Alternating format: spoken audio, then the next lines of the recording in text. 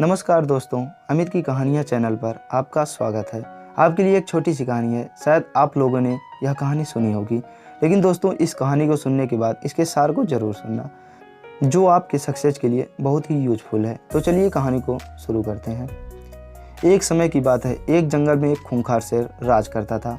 राजा होने के कारण वह शेर जंगल के सभी जानवरों पर धौंस जमाता था और उनका शिकार करके उन्हें खा जाया करता था। कई बार वह एक या दो नहीं बल्कि कई जानवरों को मार देता और उन्हें वैसे ही छोड़ देता। शेर की इस आदत से जंगल के सभी जानवर बहुत परेशान थे।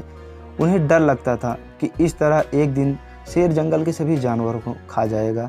इस बात का हल निकालने के लिए सभी जानवरों ने फैसला किया कि वो जाकर शेर से बात करेंगे और उसे समझाने की कोशिश करेंगे। इस फैसले के बाद हिम्मत करके दूसरे दिन सभी जानवर शेर के पास गए। शेर अपनी गुफा में आराम कर रहा था। उन सभी के आने के कारण उसकी नींद खुल गई। उन सभी को एक साथ देखकर शेर गुस्से से बोला, तुम सभी एक साथ यहाँ क्या कर रहे हो? मैंने कोई दावत रखी है क्या? इस बात पर जानवर दल का सरदार बोला, महाराज, हम सभी यहाँ आपसे एक विनती करने आए हैं। दरअसल आप जब भी शिकार पर निकलते हैं तो एक साथ कई जानवरों को मार देते हैं, जिनमें से कई को आप खा भी नहीं पाते। आपके ऐसा करने से हमारी संख्या कम होती जा रही है और आपकी प्रजा छोटी होती जा रही है। अगर यूं ही चलता रहा, एक दिन आपके राज्य में एक भी जानवर नहीं बचेगा और जब प्रजा ही नहीं होगी तो राजा भला किस पर राज करेगा। इसलिए आपको सदैव अपना राजा बनाए रखने के लिए हमने आपके भोजन का इंतजाम करने के लिए एक योजना बनाई है। हमारा सुझाव यह है कि आप शिकार पर ना निकला करें, बल्कि हम खुद रोज़ एक जानवर आपकी गुफा में भेज दिया करेंगे। इस तरह रोज़ आपका भोजन भी मिल जाएगा, आपको मेहनत भी नहीं करनी पड़ेगी और आपकी प्रजा को भी राहत रहेगी। शेर को जानवरों की ये योजना बहुत ही सही लगी और उसने कहा, ठीक है, मुझे तुम्हारा सुझाव मंजूर है, लेकिन एक बात का ध्यान रखना, अगर किसी दिन मेरा भोजन आने में देरी हुई या भोजन कम आया तो मैं तुम सभी को एक साथ मार दूंगा। जानवरों ने उसकी बात पर सहमति जताई और वापस अपने घर लौट आए। उस दिन के बाद हर रोज़ एक जानवर शेर की गुफा में पहुंच जाता और शेर उसे मारकर अपना भोजन बना लेता। यूं ही चलते चलते एक दिन खरगोश की बारी आई। वह बहुत छोटा था, लेकिन वह चंचल और बहुत ही चतुर था। उसने सोचा कि रोज़ शेर के हाथों एक जानवर मारा जाता है, यह तो गलत है। इस परेशानी का समाधान निकालने के लिए कोई चाल चलनी पड़ेगी। तभी उसके दिमाग में एक आइडिया आया। वह धीरे धीरे घूमता फिरता शेर की गुफा तक पहुंचा। वहां पहुंचकर उसने देखा शेर गुस्से से आग बबूला हो रखा है। शेर ने जैसे ही खरगोश को देखा, उसका गुस्सा और बढ़ गया और वह दहाड़ कर बोला, तुम इतने छोटे खरगोश मेरा पेट भरने आए हो और ऊपर से इतनी देरी से आए हो? पता है मुझे कितनी जोर से भूख लगी है? कहाँ मर गए थे और तुमसे मेरा पेट कैसे भरेगा? शेर को गुस्से में बौखलाया हुआ देख खरगोश बोला, महाराज, मैं आपकी सेवा में अकेला नहीं आ रहा था, बल्कि मेरे साथ मेरे 5 और साथी भी थे। लेकिन महाराज, रास्ते में एक और शेर मिल गया था जो हमें खाने की जिद करने लगा। वह मेरे साथियों को मार कर खा गया। मैं किसी तरह अपनी जान बचाकर यहाँ आया हूँ। यह सुनकर शेर और ज़्यादा गुस्सा हो गया।